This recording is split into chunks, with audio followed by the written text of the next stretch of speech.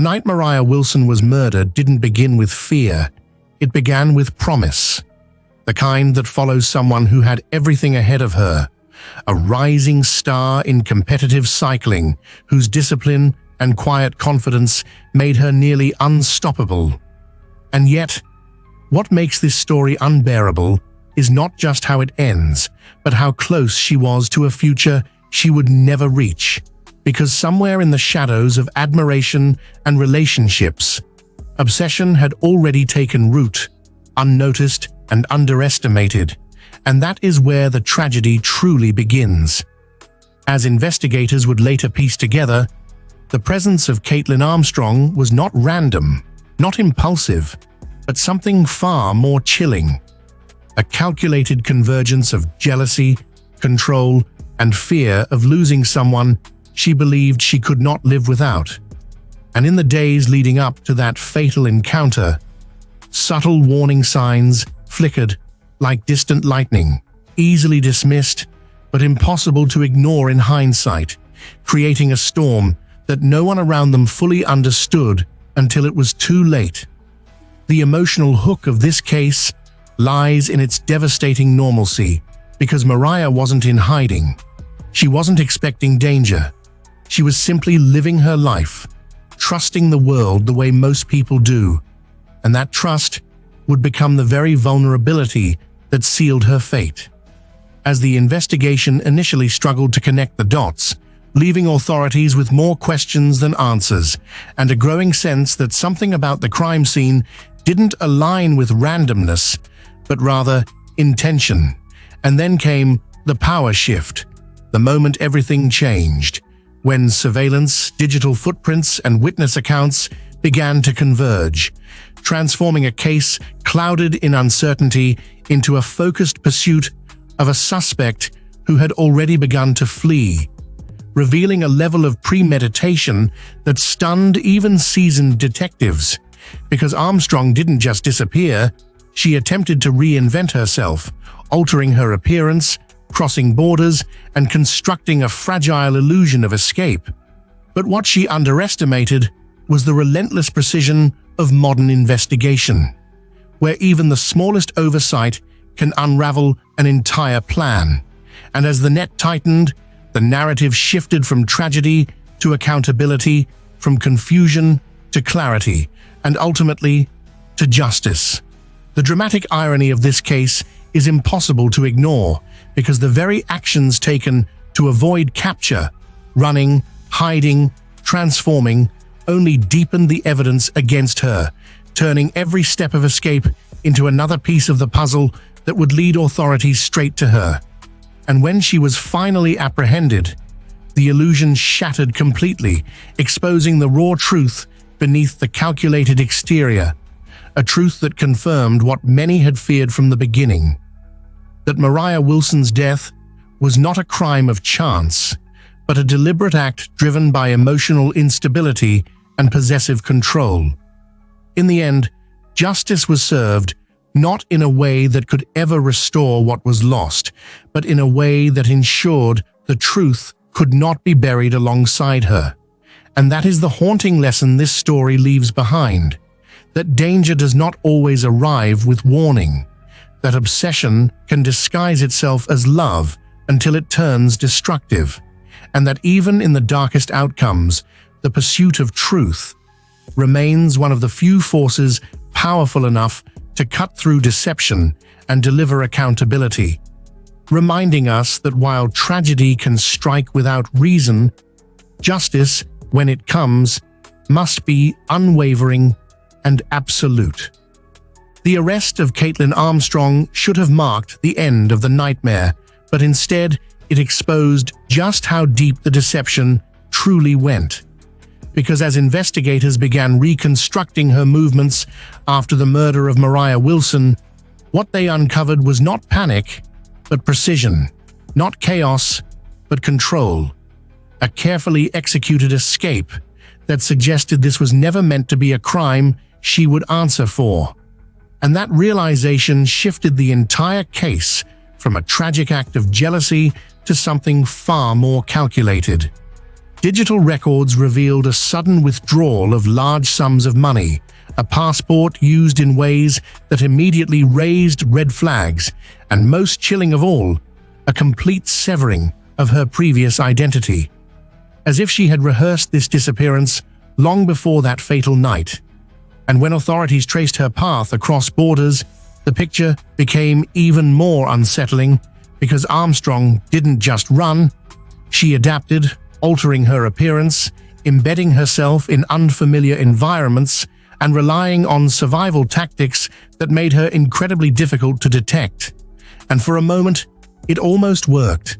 The power dynamic shifted again when federal agencies joined the search, bringing international attention and resources that transformed the pursuit into a high-stakes manhunt. And suddenly, the woman who believed she had vanished became the center of a global investigation, with every lead scrutinized and every possible alias examined. But even as the net tightened, there were moments where she seemed just out of reach, slipping through gaps that left investigators questioning whether she had help, whether someone else knew more than they were saying, and whether the story they had been building was still incomplete. The emotional weight of the case grew heavier as those closest to Moriah were forced to confront a painful truth: that this wasn't just about one person's actions, but about a chain of decisions, relationships, and hidden tensions that had quietly escalated until they exploded into irreversible violence. And with each new discovery, the narrative became more complex, more unsettling, more difficult to reconcile with the idea of a simple motive.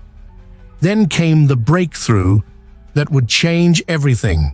A single detail buried within surveillance analysis that pointed investigators toward a location they hadn't fully considered before. A place where Armstrong had briefly stayed under an assumed identity, and what they found there didn't just confirm her presence. It suggested preparation, planning, and possibly communication with someone still unknown, someone who had not yet been identified.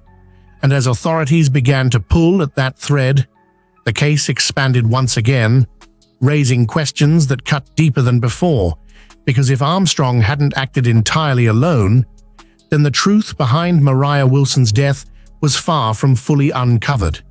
And just as investigators prepared to reveal this new development to the public, a sealed piece of evidence resurfaced. Something recovered early in the investigation but overlooked at the time, and its contents threatened to rewrite everything they thought they knew, leaving one final, chilling question hanging in the air. What if the motive wasn't what anyone believed it was all along?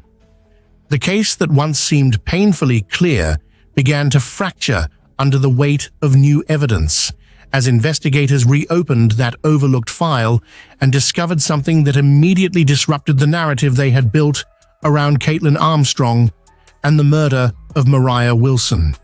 Because buried within the early collection logs was a piece of digital data that had never been fully analyzed, a fragment of communication recovered from a device believed to be irrelevant at the time. And when forensic specialists finally decrypted it, what emerged was not just a message, but a timeline inconsistency that placed Armstrong in contact with an unidentified individual in the critical hours surrounding the crime, a detail that should not have existed if the official version of events were entirely accurate. Suddenly, the investigation pivoted again, shifting from a closed narrative of obsession and jealousy to a far more complex possibility that the murder may have involved coordination or, at the very least, knowledge shared with someone who had never come forward. And that realization sent a ripple through the entire case, forcing detectives to revisit interviews, reanalyze movements, and question whether crucial details had been intentionally concealed. The emotional weight intensified for those closest to Moriah, because justice, which once felt certain, now seemed incomplete, as if the truth they had accepted might only be part of a larger, more disturbing reality.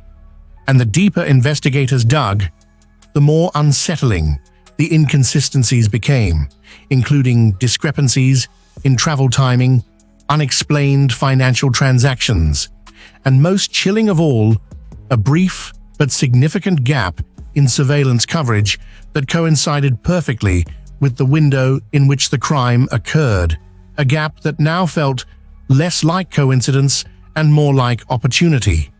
The power dynamic shifted once more when analysts uncovered metadata suggesting that the unknown contact had been active even after Armstrong fled, indicating that whoever this person was, they had remained in the background, untouched, possibly watching the investigation unfold without ever being suspected. And that possibility introduced a new kind of fear, not just about what had happened, but about what might still be hidden. Dramatic irony hung heavily over every development, because while Armstrong had been captured and the world believed justice was already in motion, the evidence now hinted that the full truth had not yet surfaced, that someone else might still be out there, connected to the events that led to Moriah Wilson's death, and perhaps even influencing them in ways no one had considered. As authorities prepared to act on this new lead, quietly building a profile of the unidentified contact, one final discovery emerged from the same data set, a detail so precise and so deliberate that it could not be ignored, a scheduled communication that had never been completed, time-stamped just minutes before the murder took place. And as investigators traced its origin, they realized it was tied to a location they had already searched once before, a place they believed held no further answers, but now demanded a second, far more thorough examination. And as the team stood on the verge of returning to that location, one question overshadowed everything else. If they missed something the first time, what else might still be waiting to be uncovered? And who was making sure it stayed hidden?